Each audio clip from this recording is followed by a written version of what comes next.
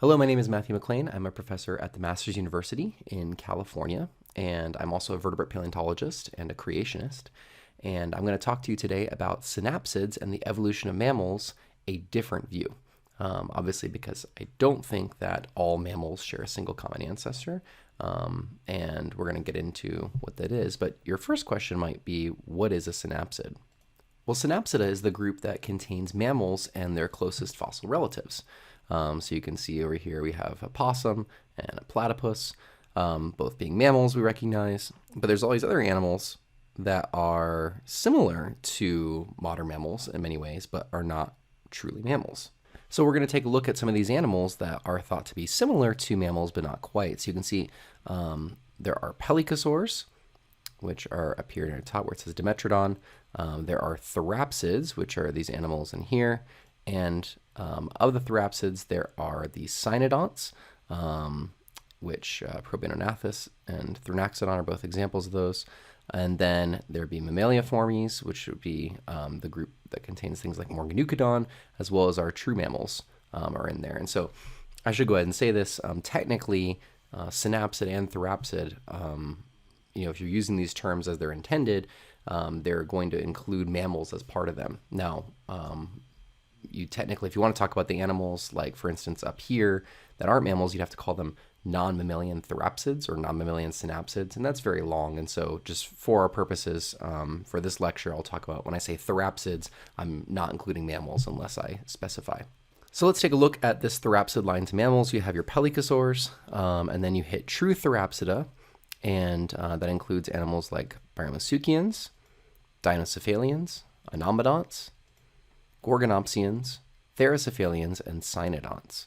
And then, of course, the mammals at the end there. And so this is supposedly the evolutionary story for the transition from pelycosaurs to mammals, ultimately through therapsids. And you can see there's a variety of animals represented here, they're really interesting. Take a little bit of a look at some of the other ones. Start with our pelycosaurs. These are the more reptile-like things. So you've got Cotylarhynchus here, the caseid. We've got this big barrel chest, really tiny head, absurdly tiny head. You can see it's a big animal. You could ride that thing. But yeah, not incredibly mammal-like when you look at it. They tend to have sprawling postures. You can see there with the humerus and the femur both held out to the side, more like what you see in a lizard. You have animals, sphacodontid pelycosaurs like Dimetrodon or Secodontosaurus, which may have been able to have a little bit more of an upright posture. There's some debate about that. People are trying to look into that, but still overall not all that much like a mammal. But then we hit our therapsids, and they are incredible. I mean, just look at this guy. This is Moss Chops. What a guy. He's got this also a big barrel chest, not such a tiny head, actually a head that super thick bone on it for butting into things. Kind of a big chest animal. It's a really funny animal. We also have our dicynodonts. These are, the way I like to explain this to students is that they're basically, imagine a pig with the head of an eagle and the tusks of a walrus. So yeah, it's got a beak. But it's also got tusks, and it's kind of a pig-like body. And they'd be sprawling to semi-erect in posture. We have our Gorgonopsians here, and you can see these guys have saber teeth, as you can see right there. And they are carnivores. The other two we have here are herbivores, and they probably would be top predators in their environments. And you can notice it looks a little bit like a dog or a wolf, hence Lycanops, referring to a wolf. And my personal favorite, Astemonasuchus. Look at this. A fantastic animal. It's so wild. Just fascinating that God created something like this. And you're like, okay, how do they actually know what it looks like? Well, there's the skull for you. So yeah, we have a pretty good understanding what it looks like. In fact, Astemonasuchus is one of only two therapsids where we have skin impressions, non-mammalian ones, obviously. So Astemonasuchus, there are some impressions of skin around the head, and it seems to be kind of naked skin with some bumps on it, maybe even some evidence of some kind of gland. Just recently, new remains came out of South Africa for what they're calling mummified Lystrosaurus. So Lystrosaurus is a dicynodont, one of the ones with the beaks, and it has skin impressions all over the body and seems to have that kind of similar naked kind of skin. Now, these animals I've shown you, most of them don't look all that much like mammals. And so you might think, why would an evolutionary scientist believe that therapsids form transitional sequences to mammals? Well, a lot of that goes back to the fact that I haven't shown you the more mammal-like ones. I've shown you the fun ones so far. But you can see like this artist rendition of a Gorgonopsian, a Therocephalian, and a Cynodont. Certainly they're making them look very mammalian. And so why would they be doing that? We'll look at these animals in a little more detail. But I want to first just give you a glimpse into how robust many evolutionists believe this transitional sequence is as proof for evolution. So here's a book called Evolution Slam Dunk: Why the Reptile-Mammal Transition Proves Macroevolution and How Anti-Evolutionists Ignore It. It's by James Downard. Obviously no friend to creationism. He writes, the reptile-mammal transition is the most compelling case for macroevolution. Besides the fossils covering millions of years, there's a wealth of corroborating science data from developmental biology to the latest genetics. Now, how do those skeptical of evolution, whether they call themselves creationists or favor intelligent design, deal with all that evidence? They don't. That's what he wrote.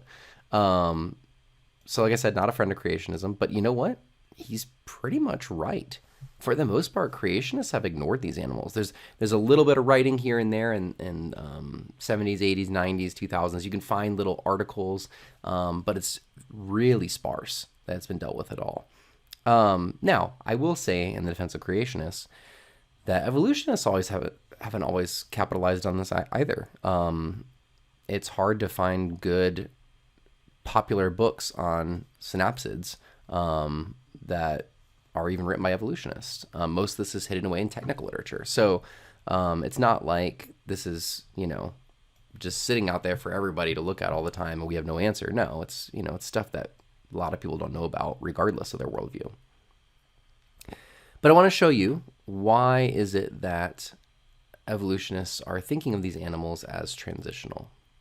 So we're going to take a look at the Gorgonopsians, which are, like I showed you earlier, a group of therapsids that have saber teeth. They are carnivores. And you notice, yeah, like I said, the skull does kind of resemble a wolf or something. Artist depictions of these animals, yeah, it looks like kind of like a reptile dog or something. Like you can imagine it like that.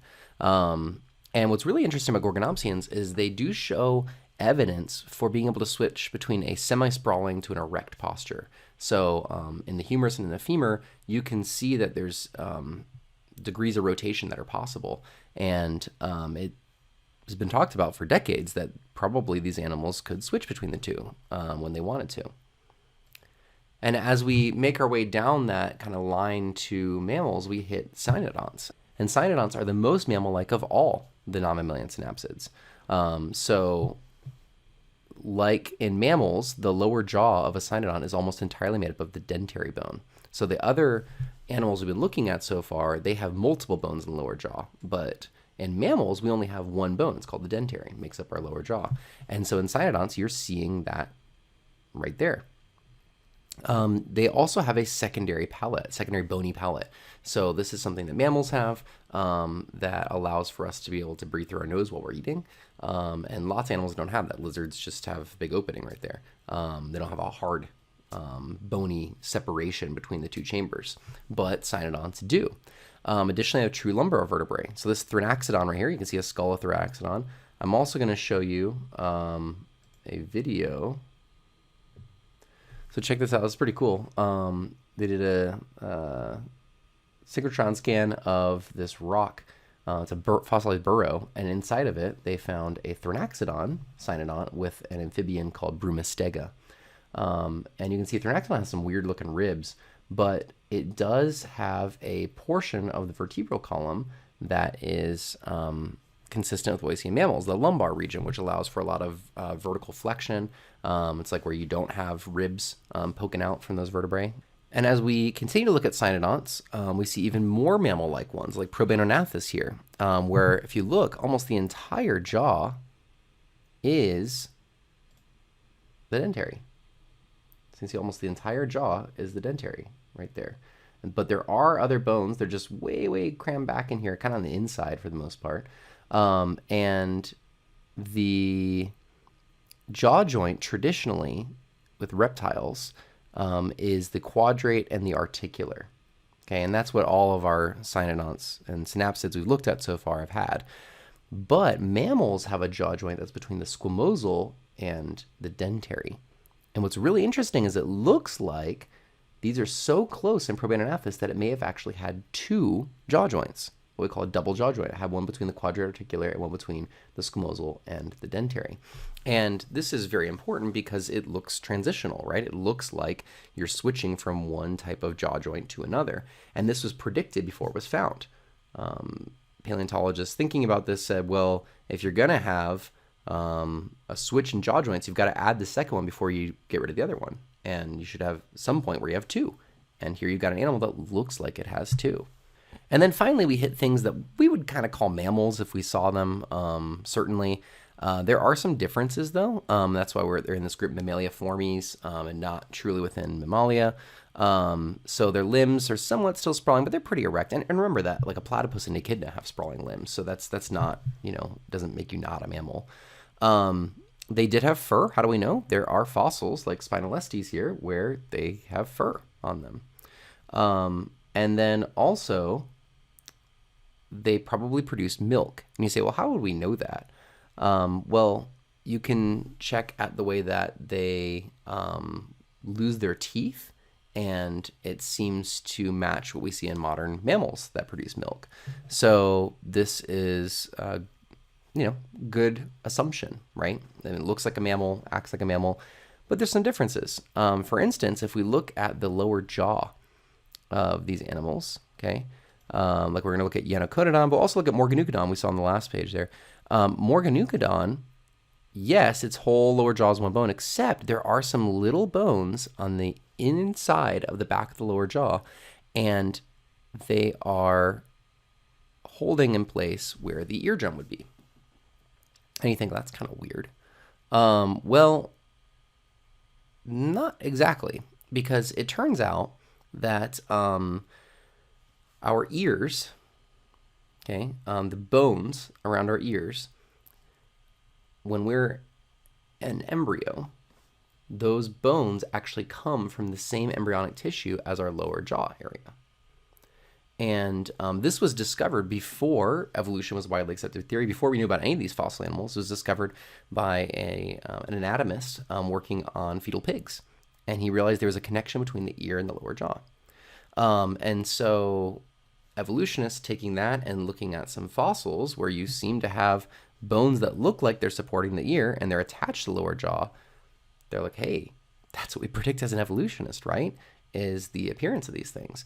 And if you look at an animal like Ionoconodon, okay, you'll notice that you've clearly got your ear bones here, but they are still attached to the lower jaw by Meckel's cartilage.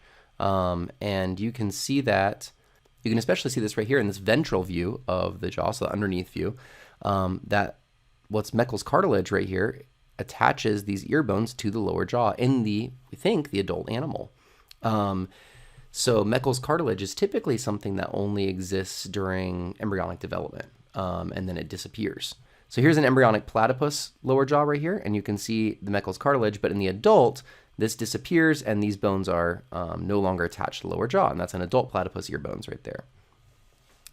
But in Ionoconodon, they're still attached.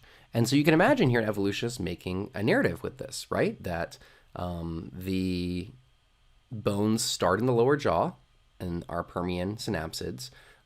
They get constantly pushed farther and farther back into the inside in our cynodonts. And then they turn into the ear bones. And if somebody told you, oh yeah, our inner ear bones, which are exquisitely designed, by the way, and are tiny, they're the only bones that don't grow your entire life, and they have this amazing articulation, all this kind of stuff. If somebody came and told you, like, oh yeah, those evolved from bones in your lower jaw and your ancestors, you're like, okay, that's really crazy and wild. But then when you see the anatomical and embryological data combined with the fossil data and the fact that these cynodonts are basically in stratigraphic order with the becoming more mammal-like, yeah, you can see how somebody would come to that conclusion if they were just looking at these evidences, not including the Bible as evidence. If they're just thinking about these things, they'd say, yeah, no, it looks like our ear bones as mammals came from the jaws of these animals. And so just to reiterate this, your basal cynodonts and here, things like Procynosuchus, you can still clearly see the other bones at the back of the lower jaw. By the time you get Thoraxodon, they're pushed way back there. When you get to Probanognathus, they're barely visible on the outside, and you still have that little jaw joint back there. By the time you get to Moraneucodon, I mean, they're way inside there. And they may still function partially with the jaw. It's a little bit unclear, but I mean, it looks essentially mammalian at that point. And so these are in stratigraphic order, right? These guys show up first in the fossil record, then Probanognathus, and then Moraneucodon. So what do we do at this point as creationists? Like, do we just admit defeat? We're like, okay, I guess you guys win. Well, no, we know the Bible's true, right? That's not up for grabs. I mean, the Bible's very clear that God created different kinds of animals. And so we can't have all mammals, including you and me, descended from a single common ancestor in the synapsids. I mean, that doesn't make any sense. That doesn't fit with what the scriptures teach at all. So, well, we could just ignore this stuff or try and deny that the fossils are real or something, but we've been collecting these fossils for over a century. I mean, many of these things have been known for a long time. This is not, there's no reason we should doubt these evidences. So what can we do? Well, this is where creationists want to step in and do research, right? I'm a young earth creationist. That's means that I think the account given in scripture for the origins of the universe and all it contains is historical. And as we said, part of that account describes the creation of separate groups of animals, kinds it refers to in the Bible. And so we don't think that all animals share a single common ancestor. And we know specifically for sure humans have their own origin, right? Whereas evolutionists are claiming that cynodonts are the ancestors not only for mammals, but also us being mammals. So yeah, I think that we have reasons to doubt that, we share a common ancestor with this guy. So what can we do? Well, this is where I started working with some of my students at the Master's University to try and locate, first of all, can we figure out created kinds, right? So if the Bible is true, which it is, that God created different kinds of animals during the creation week, so they have separate origins, they don't share a single common ancestor, we should be able to find evidence for that, we would think. And so we decided to start doing this kind of work on created kinds with synapsids. And we published our results in a series of abstracts in the Journal of Creation, Theology, and Science because we were presenting them at the Origins Conference. And so we did several different abstracts looking at these animals. And we were presenting these at sequential Origins conferences, and you can look these up. They're free online, the text of these abstracts. The Origins Conference is the annual meeting of the Creation Biology Society, Creation Theology Society, and Creation Geology Society. And it's a really cool conference if you're ever able to go in the United States. It's well worth your time. It's always in July. And this year we're meeting with the International Conference on Creationism, kind of a joint meeting. It's a cool opportunity, and we were able to look at it. So let me show you just a little glimpse at what we did. We did what's called baraminology, and baraminology is the study of created kinds. And with the study of created kinds, we're scientists, right? We don't just want to subjectively be like, well, that kind of looks like that, so yeah, they're in the same kind, but oh no, that looks really different from that. No, we want to find a way to make it a little more objective, right? And so that's where statistical baraminological methods came in. We were taking a big data set full of information about different species, and you're putting it into a computer program, and it's telling you statistical information on what is significantly similar or dissimilar. And so the hope is that animals that are really similar to each other, they're going to group together, and animals that are very dissimilar, we should see evidence of what we call discontinuity, separating them from other animals. And so when we look at the cynodonts, lo and behold, they are not one giant continuous series, right? If this, and I know you may not be familiar with looking at these kinds of plots, but if it really were just one giant line, right? One giant flow of less mammal-like to more mammal-like to more mammal-like to mammals, then we would expect to see a giant stream of black squares here going up the middle of this diagram, okay? we would not expect to see discrete units. And that's exactly what we see, is discrete units, which is what a creationist would want to see. It's what we would predict, is that there should be distinct created kinds. And so these blocks you can see here are very separate from each other. There's shared information between these two blocks, but these two are very separate.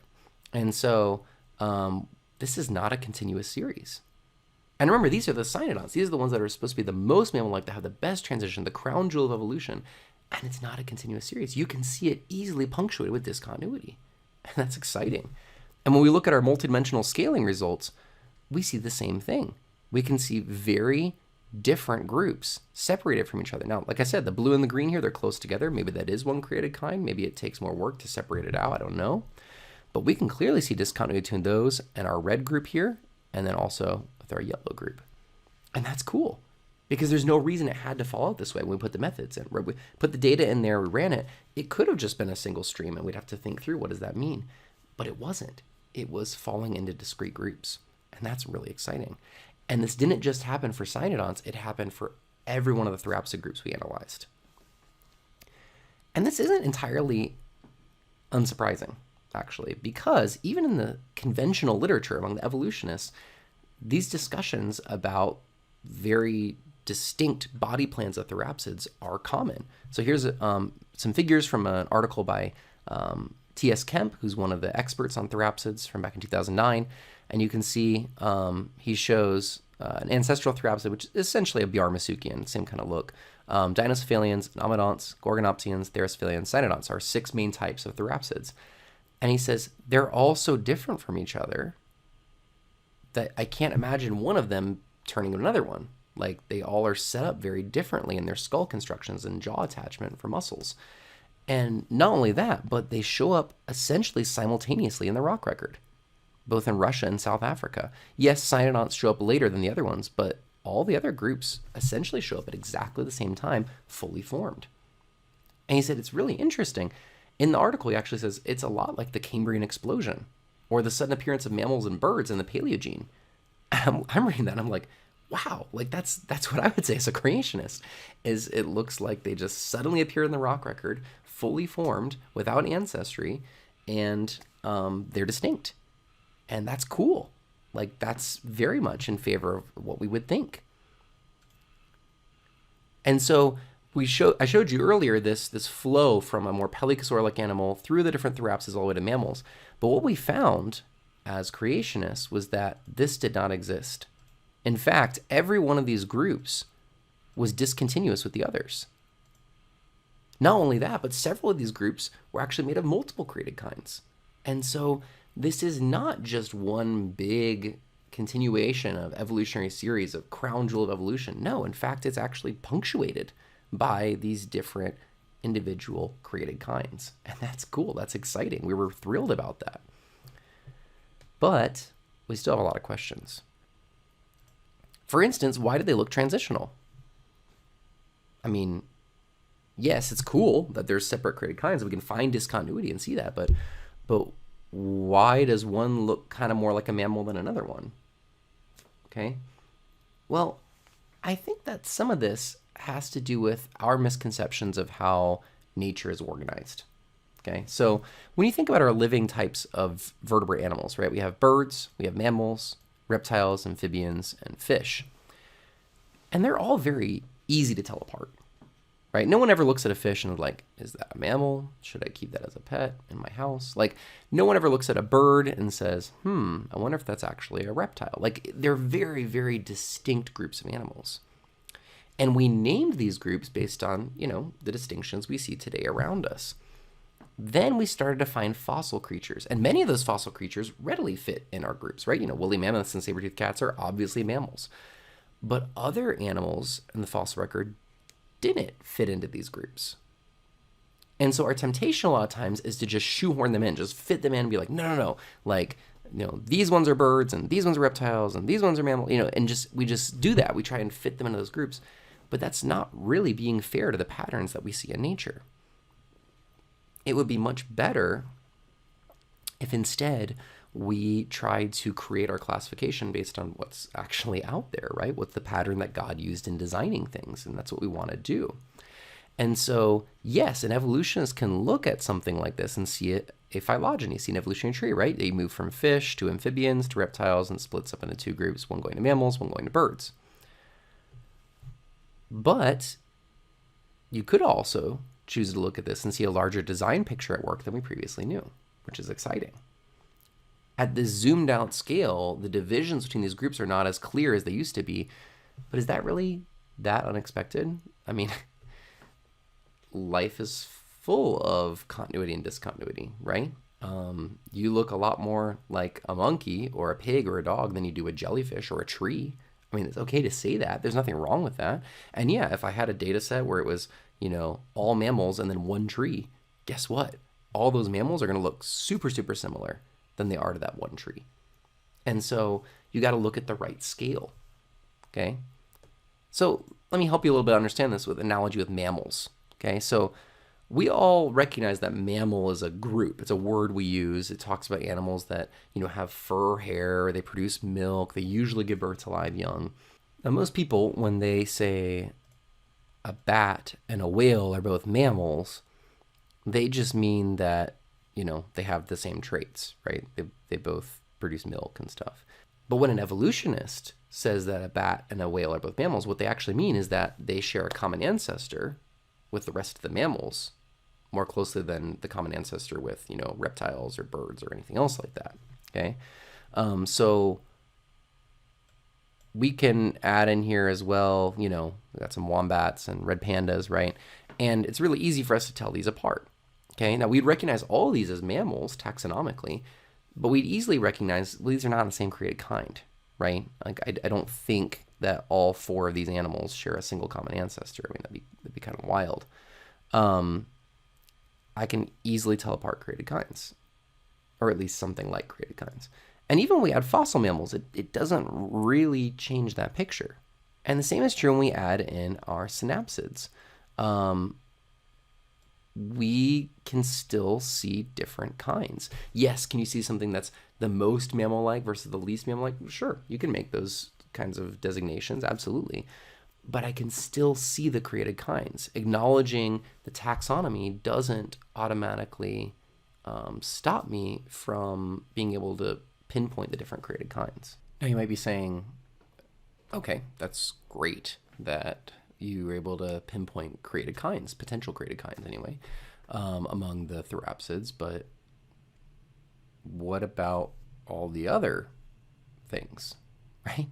I mean, why are they in the stratigraphic order that they are, right? I showed you earlier that the most mammal-like of the cynodonts are the highest in the fossil record. And as you go lower, they look less and less mammal-like. So what does that mean? Well, we attempted to answer that in another presentation at Origins in the Journal of Creation, Theology, and Science. You can read about that. It's in the 2019 issue. And we still don't really know entirely. We've gotten some hints here and there. There's some good things to look at. And I encourage you to check out that abstract. And it's definitely an area we're still working on. But that's not the only thing we need to figure out, right? I mean, what about that jawty ear evolution thing? If that has nothing to do with the evolution of ears, then what does it mean? I think that's a great question, and I want to start exploring that. But it's going to require a lot of work because you're going to have to dive into embryological research. You're also going to have to dive into genetics research, all kinds of things that I'm not qualified to talk about. And so I'm going to have to collaborate with people, which could be really cool, and I'm excited about the possibilities there. But one thing we can look at for the rest of our time today is the rest of the skeleton increasing mammalness, right? So there's this idea that when you go back to pelycosaurs and some of your first therapsids, they're more reptile-like in the postcranial skeleton, but as you get closer and closer to mammals, that it's not just the jaws and ears that are changing, it's not just the skull that's changing, but the rest of the body's changing as well. And one particular area we can look at is fingers and toes. And you say, why fingers and toes? Okay, well, I'll show you some hand skeletal diagrams here. We have one on the left, one on the right. Okay, you'll notice that the one on the left has, we can count the number of finger bones, of phalanges here. So you got 2, 3, 4, 5, 3. Who has a hand like this? Why, many reptiles, like the tuatara. But this other hand here goes 2, 3, 3, 3, 3. And you might be sitting there counting your own finger bones at this point and realize, hey, that's my hand. Yes, mammals have the 2, 3, 3, 3, 3 situation. So let me show you some other hands here. The first hand here, letter C, is from Dimetrodon. And you can see it goes 2, 3, 4, 5, 3, which is what you would expect, being kind of a reptile-looking animal. The next hand here is also 2, 3, 4, 5, 3. But notice there's something strange going on. Like, look at these little phalanges in gray. These little finger bones in gray. They're like tiny little discs. In fact, sometimes they're actually fused to one of the other finger bones, which is kind of weird. And that's from a therapsid. It's from a Gorgonopsian. So what is going on here? Well, the evolution narrative is that these little finger bones are on their way out, right? So these animals start with the reptile-like hands, and then as they become more mammal-like, they have this more erect posture, they're doing more things, they're more active, those little finger bones start to disappear. And that's how they do it, is that they turn these little discs and then they fuse to another finger and just kind of, another finger bone, sorry, and they turn into the 2, 3, 3, 3, 3 situation. So that's what we're going to be investigating. And if we look at the hands from our different therapsid groups, you can see there all 6 groups. The mammalian condition shows up in 5 of these groups. So the 2, 3, 3, 3, 3 condition is in 5 different groups. It's these groups: Dinocephalians, Anomodonts, Gorgonopsians, Therocephalians, and Cynodonts. But there's actually a problem here. And I'll show it to you by going back to our chart from before. Shows up in these groups. Okay? And you think, okay, well, why is that a problem? Because it's not the only condition in these groups. I just showed you a minute ago a Gorgonopsian that had 2, 3, 4, 5, 3 finger bone combination. So you're telling me some Gorgonopsians also have 2, 3, 3, 3, 3? Yes. And these groups, some of the members have the mammalian condition and some of them don't. So how do we explain that? That's kind of weird. So one potential solution is that most or all of the therapsids had the mammalian condition, but some of them reverted to a reptile or reptile-like condition. Okay, and so this was proposed by Rowan van der Heever in 1986. And so you can see everybody starting with the mammalian condition down here in the phylogeny. And as you go along, some of them revert back to the reptilian condition, which was the actually plesiomorphic ancestral condition way back. So that was one idea. It's a little bit of a strange idea, for sure, that these animals are all kind of reverting. Some of them are reverting back, some of them are not. It's kind of unusual. An alternative was that mammalian or near mammalian condition evolved multiple times. And so in this model, you can see you start with the reptilian one, and then the mammalian condition evolves in Dinocephalians, it evolves in Anomodonts, it evolves in Gorgonopsians, it evolves in Therocephalians, it evolves in Cynodonts. Easy, right? Kind of what it seems like. And so that was Hobson's suggestion. Okay. And so, for instance, new data has come in. So you see Anomodontia is only 2, 3, 3, 3, 3. We actually now have a basal anomodont, or supposedly a primitive anomodont, that is has the reptilian condition in the hands. So that does seem to fit Hobson's idea a little bit better than the one that was suggested by Rowan van der Heever. What's really interesting, this paper where Hobson suggested this came out in 1995. And no one, as far as I can tell, has ever attempted to reanalyze this or challenge it. It's just kind of accepted as like, well, that's must be how it is. That's really interesting. Like even recent publications that get into fingers and toes and things, they just cite Hobson 1995 as the authority for explaining the trends of digit evolution in the synapsids. Additionally, the way he came up with this hypothesis, he tested it with phylogeny, okay? But no one, as far as I can tell, has ever tried to investigate these digit formulae with stratigraphy.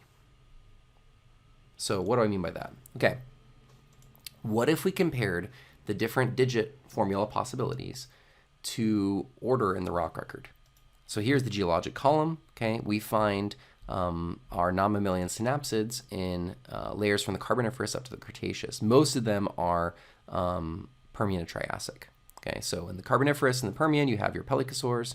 The therapsids show up in the Permian, go up into the Triassic, and then cynodonts continue on past the Triassic into the Cretaceous.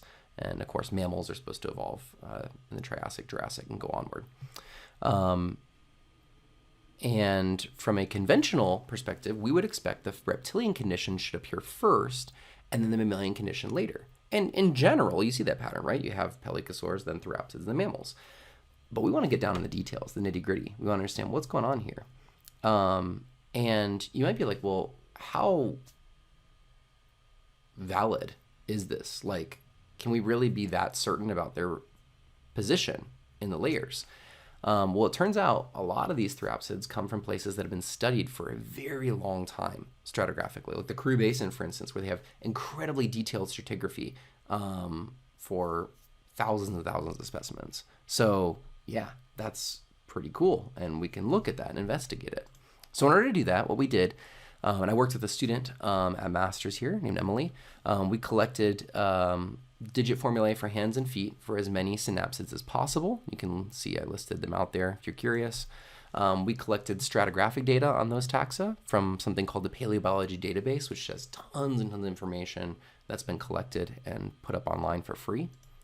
And then we try to find a way to graphically represent the data. I'm not sure we found the best way to do it right now. This is still a work in progress, but you're getting a little glimpse at it, which is fun. And so you can see here, we've got our different states. So this is the reptilian state, 2, 3, 4, 5, 3. This is the mammalian one right here, 2, 3, 3, 3, 3. This is just a weird other state that exists. And these other ones are other possibilities that some of our therapsids show. Okay, so when you see a black border around a dot here, that's indicating certainty. When it's not, then we're not so sure about it. And you can see the colors down there are our different synapsid groups. What's really, really interesting here, notice the mammalian condition 2, 3, 3, 3, 3 is present in 3 of our groups from their first appearance in the fossil record. Like, that's really interesting and unexpected, right? Our only group that really shows a transition from 2, 3, 4, 5, 3 to 2, 3, 3, 3, 3 with stratigraphy, you might argue for Gorgonopsians, but I think that's more an artifact of preservation than anything else. Really, cynodonts are the only ones. So cynodonts here are this kind of like turquoise teal kind of color, and you can see that they start here at 2, 3, 4, 4, 3, and then move into 2, 3, 3, 3, 3 later on. Here it is for feet, so looking at the toes, and we see the exact same pattern. The first Dinocephalians, Therocephalians, and Nomadonts you have in the fossil record, they already had the mammalian condition. Even though some Dinocephalians didn't, right?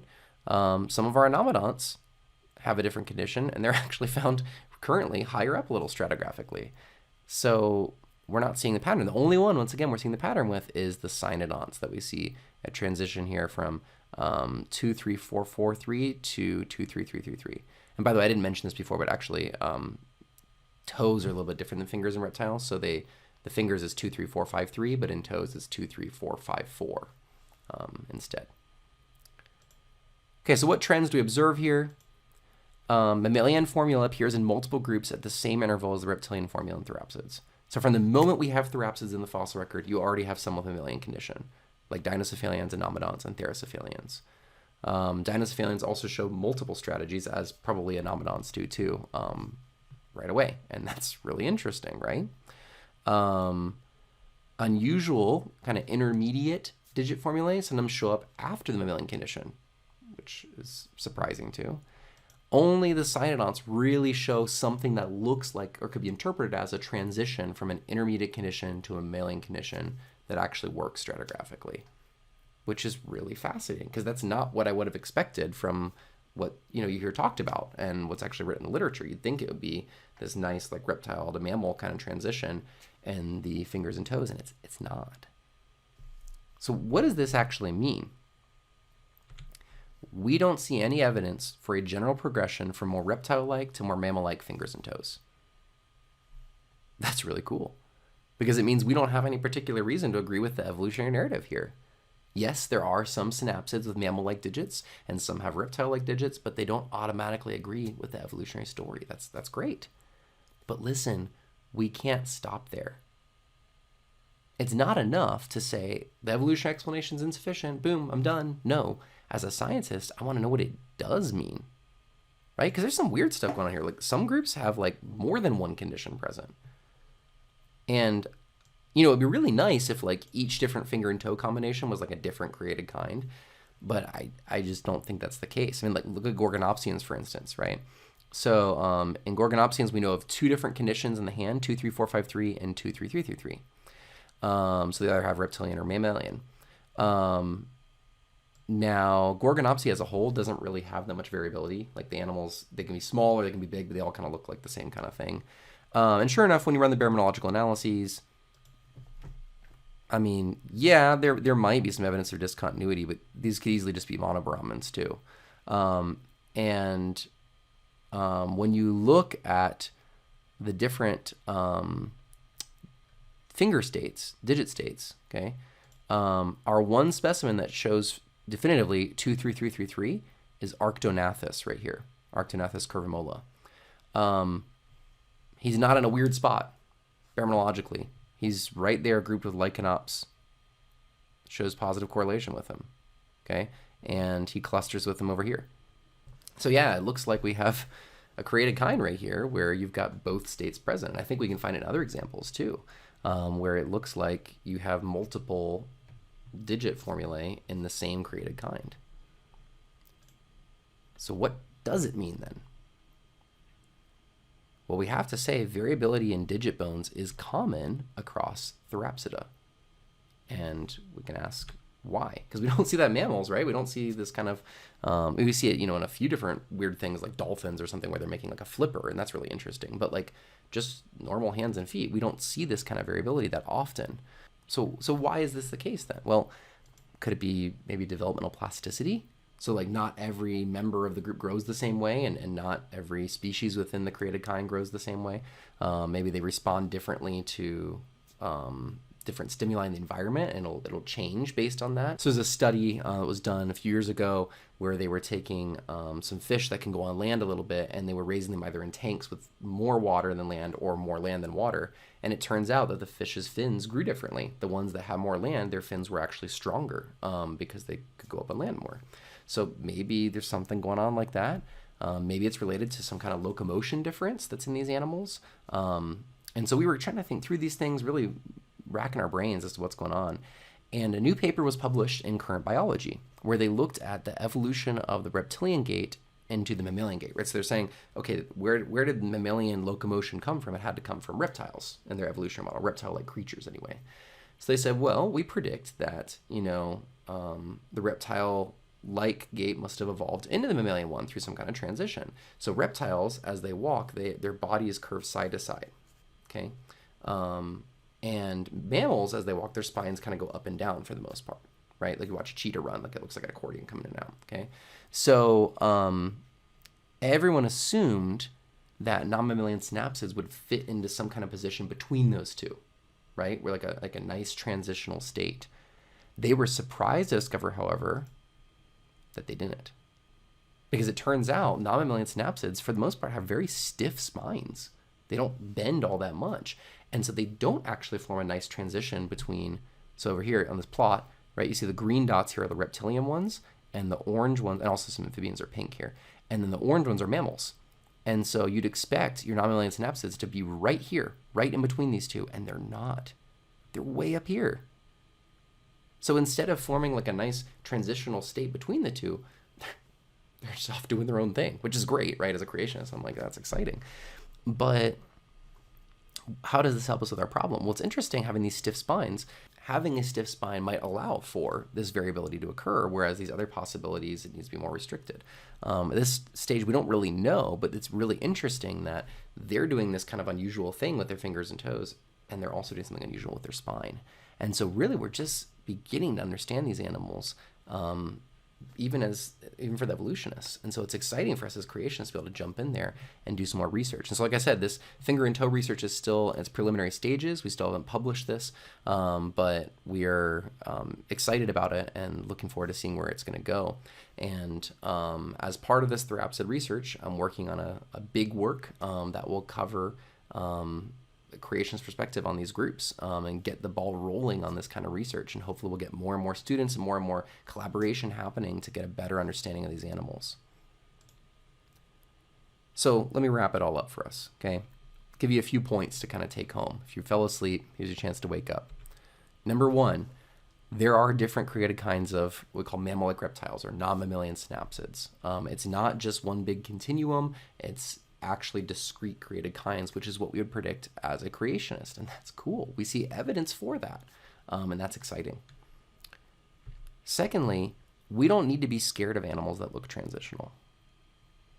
Okay, I think it's many times as creationists, we see these things and we're like, oh, it looks too much like evolution. I don't want to deal with that. No, these are God's creatures, and we should try to understand them, and it's exciting to try and understand them. And listen, we don't need to be scared of scientific discoveries. There's cool stuff happening out there, and evolutionists do good research. Yes, they have a worldview that is incorrect, and it can taint things in their thinking and their interpretations, but they discover cool things, right? This is an image from a paper where they looked at a cynodont named Cantotherium. They found a specimen that had a mother and 38 babies with it. 38. That's a lot of babies, right? That's interesting. They're suddenly asking those questions like, what are they doing? They must be laying eggs. I mean, it would be really weird if they are giving birth to 38 babies at the same time. So there's lots of questions going on there. And listen, God's creations in the past, in the present, and one day in the future, hey, they will all declare his glory. And they will declare his glory for all time. And it's exciting to be a part of that process as a paleontologist, that I get to go expose myself to glory God and what he has made, and then I get to show it to others and help them also see God's glory as he intended it to be seen by us humans. Thank you for your time.